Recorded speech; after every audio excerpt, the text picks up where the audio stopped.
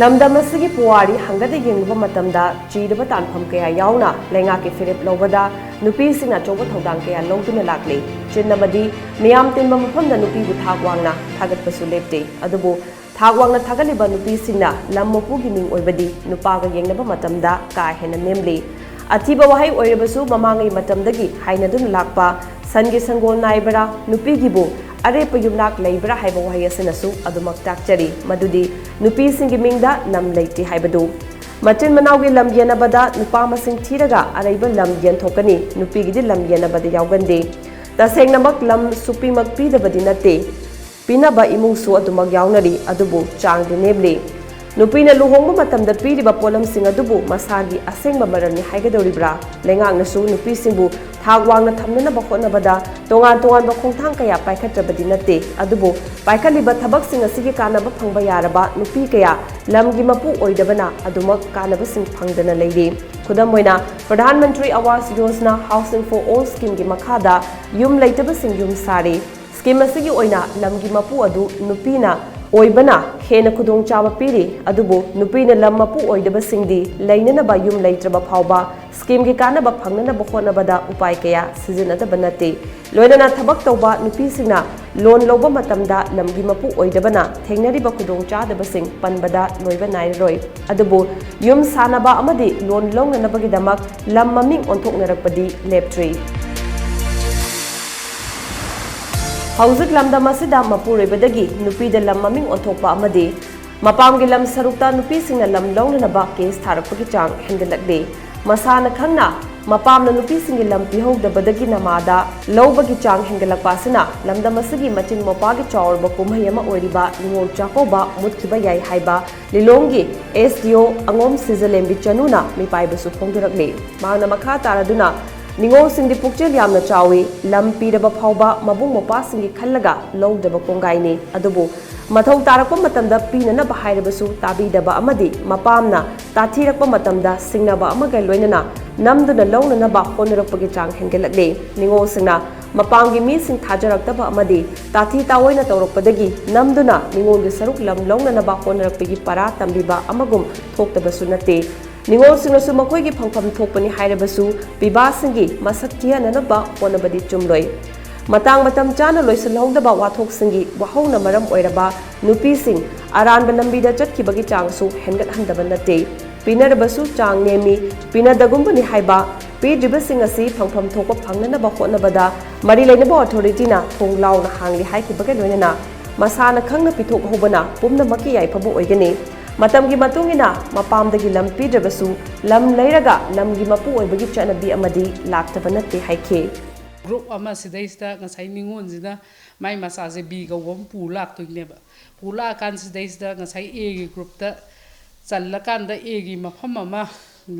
laigragadi ngasai pibagi mafam se mulakadra haibagi makoida mi painaba akiba khoigi future gi tungi yeng kan moina dum bha ya lamba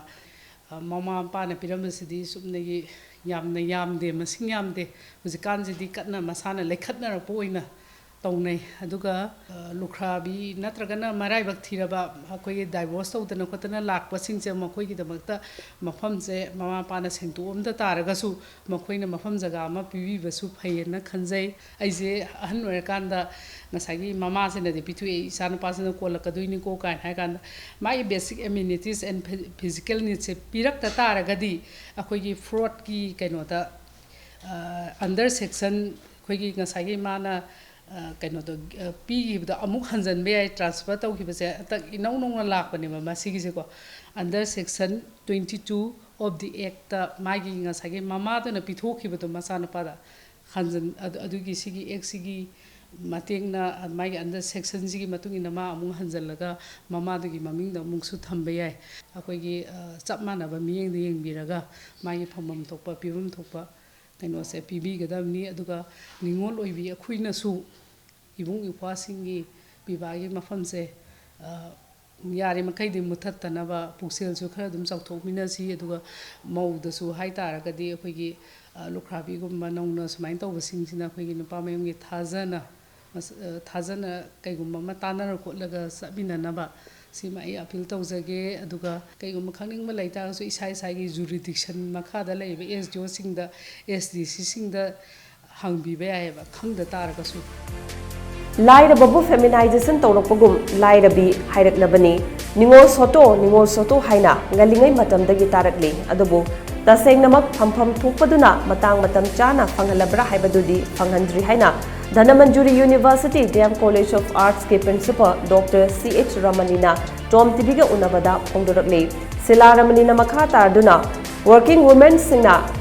ꯂꯣꯟ ꯂꯧꯕꯗ ꯃꯁꯥꯒꯤ ꯃꯤꯡ ꯂꯝ ꯂꯩꯇꯕꯅ ꯊꯦꯡꯅꯔꯤꯕ ꯈꯨꯗꯣꯡꯆꯥꯗꯕ ꯍꯥꯏꯕꯒꯤ ꯂꯣꯏꯔꯔꯣꯏ ꯃꯇꯝꯒꯤ ꯃꯇꯨꯡꯏꯟꯅ ꯂꯝ ꯌꯦꯟꯅꯕꯗ ꯅꯨꯄꯤꯁꯤꯡꯒꯤꯁꯨ ꯂꯝ ꯁꯔꯨꯛ ꯊꯨꯡꯕꯗꯤ ꯍꯧꯔꯛꯂꯤ ꯑꯗꯨꯕు ꯆꯥꯡꯗꯤ ꯅꯦꯝꯂꯤ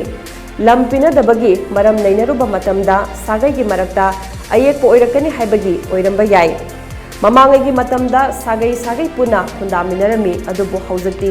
ꯃꯐꯝ ꯑꯃꯗ ꯇꯣꯉꯥꯟꯕ ꯁꯥꯒꯩ ꯄꯨꯟꯅ ꯈꯨꯟꯗꯥꯃꯤꯟꯅꯕ ꯂꯩꯔꯦ ꯍꯥꯏꯈꯤ ꯅꯨꯄꯤꯁꯤꯡꯅ ꯂꯝꯗꯝ ꯑꯃꯒꯤ ꯁꯦꯟꯃꯤꯠꯂꯣꯟ ꯆꯥꯎꯈꯠꯍꯟꯕꯗ ꯑꯆꯧꯕ ꯊꯧꯗꯥꯡ ꯂꯧꯔꯤꯕꯅꯤ ꯑꯗꯨꯕꯨ ꯏꯀꯣꯅꯣꯃꯤ ꯑꯥꯔꯅꯔ ꯑꯣꯏꯔꯤꯕ ꯅꯨꯄꯤꯁꯤꯡꯅ ꯂꯝꯒꯤ ꯃꯄꯨ ꯑꯣꯏꯕꯒꯤ ꯆꯥꯡꯗꯤ ꯅꯦꯝꯂꯤ ꯂꯝꯒꯤ ꯃꯄꯨ ꯑꯣꯏꯗꯕ ꯅꯨꯄꯤꯁꯤꯡꯅ ꯂꯧꯔꯤꯕ ꯊꯧꯗꯥꯡ ꯄꯨꯝꯅꯃꯛꯅ ꯈꯪꯂꯕꯅꯤ나 ꯇꯧꯐꯝ ꯊꯣꯛꯄꯁꯤꯡ ꯇꯧꯕ ꯃꯇꯝ ꯑꯣꯏꯔꯦ ꯆꯤꯟꯗ ꯈꯛꯇ ꯔꯥꯏꯠ ꯃꯥꯟꯅꯩ ꯍꯥꯏꯕꯒꯤ ꯃꯍꯨꯠꯇ ꯊꯕꯛ ꯑꯣꯏꯅꯗꯤ ꯄꯥꯡꯊꯣꯛꯂꯁꯤ ꯍꯥꯏꯈꯤ ꯍꯥꯏꯗꯤ ꯃꯌꯨꯝ ꯌꯨꯝꯅꯥꯛ ꯍꯣꯡꯈ꯭ꯔꯁꯨ ꯃꯌꯨꯝ ꯄꯥꯟꯈ꯭ꯔꯕꯁꯨ ꯑꯗꯨꯝ ꯄꯤꯊꯣꯛꯄꯁꯨ ꯑꯗꯨꯝ ꯊꯦꯡꯅꯩ ꯑꯗꯨꯒ ꯄꯤꯕꯤꯗꯗꯅ ꯅꯨꯄꯤꯁꯤꯡꯁꯤꯅ ꯀ꯭ꯂꯦꯝ ꯇꯧꯕꯁꯨ ꯑꯗꯨꯝ ꯊꯦꯡꯅꯩ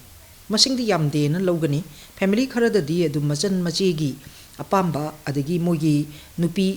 ꯃꯣꯏꯒꯤ ꯂꯣꯏꯅꯕꯤ ꯍꯥꯏꯇꯥꯔꯦꯀꯣ ꯂꯣꯏꯅꯕꯤꯁꯤꯡꯒꯤ ꯑꯄꯥꯝꯕ ꯀꯣ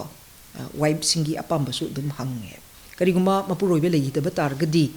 ꯃꯄꯥꯝꯗ ꯀꯌꯥ ꯍꯟꯅꯗꯦ ꯑꯩ ꯁꯤꯗ ꯁꯨꯝ ꯃꯌꯥꯝꯅ ꯅꯨꯡꯁꯤꯅ ꯂꯨꯅ ꯇꯧꯕꯤꯔꯤꯗ ꯍꯥꯏꯅ ꯀ꯭ꯂꯦꯝ ꯇꯧꯖꯗꯕꯗꯣ ꯑꯗꯣ ꯃꯁꯤ ꯀ꯭ꯂꯦꯝ ꯇꯧꯕꯅꯗꯤ ꯐꯩꯌꯦꯅ ꯈꯜꯂꯦ ꯃꯥꯏ ꯃꯃꯤꯡꯗ ꯂꯩꯍꯧꯕꯁꯤꯅ ꯈ꯭ꯋꯥꯏꯗꯒꯤ ꯁꯤꯀ꯭ꯌꯣꯔ ꯑꯣꯏ ꯀꯔꯤꯒꯤꯅꯣ ꯃꯆꯥꯒ ꯂꯩꯔꯒꯗꯤꯀꯣ ꯁꯤꯀ꯭ꯌꯣꯔ ꯑꯣꯏ ꯑꯗꯣ ꯑꯍꯜ ꯂꯃꯟ ꯂꯩꯔꯝꯃꯤꯕ ꯏꯟꯂꯣꯁ ꯃꯅꯦꯝꯄꯣꯛꯅꯤ ꯈꯪꯗꯦ ꯃꯀꯨꯕꯣꯛꯅꯤ ꯈꯪꯗꯦ ꯑꯗꯨꯅ ꯊꯨꯞꯈ꯭ꯔꯒꯗꯤꯀꯣ ꯍꯌꯦꯡ ꯃꯥꯒꯤ ꯋꯤꯠꯅꯦꯁ ꯑꯣꯏꯕꯤꯅꯕ ꯇꯧꯕꯤꯅꯕ ꯗꯥꯏꯇ ꯂꯧꯕꯤꯅꯕ ꯂꯩꯇ꯭ꯔꯒꯗꯤ ꯇꯝꯕ ꯉꯝꯗꯝꯅꯤꯅ ꯑꯗꯨꯝ ꯃꯁꯤ ꯀꯩꯅꯣꯅꯦ ꯂꯦꯟꯁꯦ ꯅꯨꯄꯤꯒꯤ ꯃꯃꯤꯡꯗ ꯊꯝꯕꯁꯦ ꯐꯩ ꯒ꯭ꯌꯥꯁꯀ ꯊꯣꯡꯅꯔꯕ ꯃꯇꯝꯗꯁꯨ ꯁꯤꯡ ꯃꯇꯦꯛ ꯗꯨꯀꯥꯟꯗꯒꯤꯒ ꯂꯩꯔꯒ ꯊꯣꯡꯉꯒ ꯇꯧꯕ ꯃꯐꯤ ꯃꯔꯣꯟ ꯁꯨꯕꯤꯗꯕ ꯏꯔꯨ ꯏꯟꯊꯤꯖꯅ ꯂꯨꯖꯕꯤꯗꯕ ꯂꯩꯔꯤꯕ ꯃꯣꯏꯒꯤ ꯆꯥꯛꯈꯨꯝꯗ ꯄꯨꯁꯜꯂꯒ ꯆꯥꯛ ꯄꯤꯖꯗꯕ ꯂꯝꯗꯨꯁꯨ ꯃꯥꯏ ꯃꯃꯤꯡꯗ ꯂꯩꯇ꯭ꯔꯦꯀꯣ ꯃꯆꯥꯅꯨꯄꯥꯁꯤꯡꯒꯤ ꯃꯃꯤꯡꯗ ꯂꯣꯏ ꯂꯩꯈ꯭ꯔꯦꯗꯅ ꯑꯁꯨꯃꯥꯏꯅ ꯌꯥꯝꯅ ꯅꯨꯡꯉꯥꯏꯇꯅ ꯍꯤꯡꯕ ꯑꯩꯈꯣꯏꯒꯤ ꯑꯍꯜ ꯂꯃꯟ ꯅꯨꯄꯤ ꯃꯌꯥꯝ ꯑꯃ ꯂꯩꯌꯦꯕ ꯃꯅꯤꯄꯨꯔꯗ ꯌꯥꯝ ꯂꯩꯈ꯭ꯔꯖꯥꯠꯅꯤ ꯃꯆꯥꯁꯤꯡ ꯑꯣꯐꯤꯁꯥꯔ ꯑꯣꯏꯅꯕ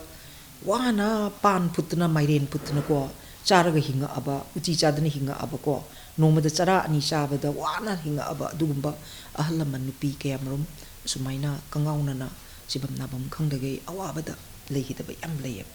ꯊꯃꯣꯏ ꯌꯥꯝ ꯁꯣꯛꯄ ꯑꯗꯨꯅ ꯃꯁꯤ ꯂꯦꯟꯁꯤ ꯃꯥꯏ ꯃꯃꯤꯡꯗ ꯂꯩꯔꯝꯃꯒꯗꯤꯀꯣ ꯃꯆꯥꯗꯨꯅ ꯑꯗꯨꯝ ꯍꯛꯅ ꯊꯤꯅ ꯇꯧꯕꯤꯕꯁꯦ ꯉꯝꯃꯣꯏꯌꯦ ꯃꯥꯒꯤ ꯔꯥꯏꯠꯇꯣ ꯅꯣꯏ ꯆꯠꯈ꯭ꯔꯣ ꯁꯤ ꯑꯩꯒꯤ ꯂꯝꯅꯤ ꯍꯥꯏꯅ ꯍꯥꯏꯕ ꯌꯥꯏꯌꯦꯕꯀꯣ ꯚꯥꯔꯥ ꯄꯨꯔꯤꯕ ꯃꯅꯤꯄꯨꯔꯒꯤ ꯅꯨꯄꯤ ꯂꯥꯏꯔꯕꯅꯁꯨ ꯃꯁꯤꯡ ꯍꯦꯟꯖꯜꯂꯛꯑꯕꯅꯤ ꯍꯧꯖꯤꯛꯇꯤ ꯑꯗꯨꯒ ꯑꯩꯈꯣꯏꯒꯤ ꯗ꯭ꯔꯒ ꯑꯦꯕ꯭ꯌꯨꯁꯒꯤ ꯄ꯭ꯔꯣꯕ꯭ꯂꯦꯝꯁꯤꯅꯁꯨ ꯏꯁꯨꯁꯤꯅꯁꯨ ꯅꯨꯄꯤꯁꯤꯡꯁꯤ ꯍꯦꯟꯅ ꯂꯥꯏꯔꯕꯁꯤ ꯑꯣꯏꯁꯜꯂꯛꯑꯦꯕ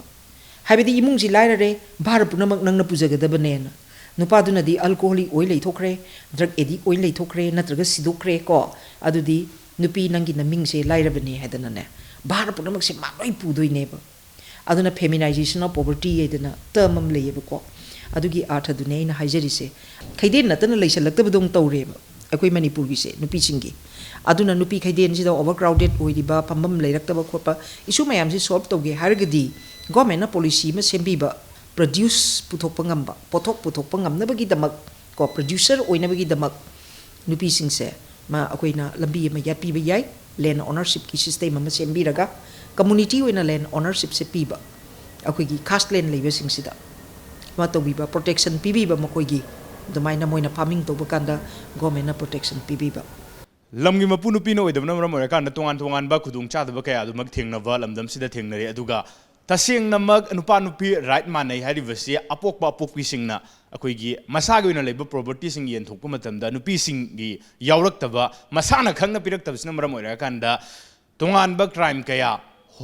थोगलकनबगी मरु हुल्लब्रा हाइबसी माइके क्या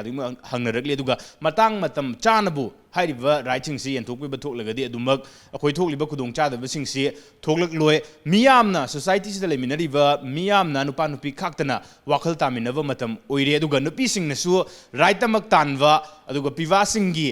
अखोयगी हक मत्कदबु ओइरगदि हाइरिबा खुंथांसिंग सी हंदोक हंजिन थोकलगा अखोय पुन्ना वाखल तामिनबा मतम ओइरे कमसिंदा मतंगदा TOMTV न्यूज़ की तमाई सामक याफो मैते खारिबम टाइम्स ऑफ मणिपुर इम्फाल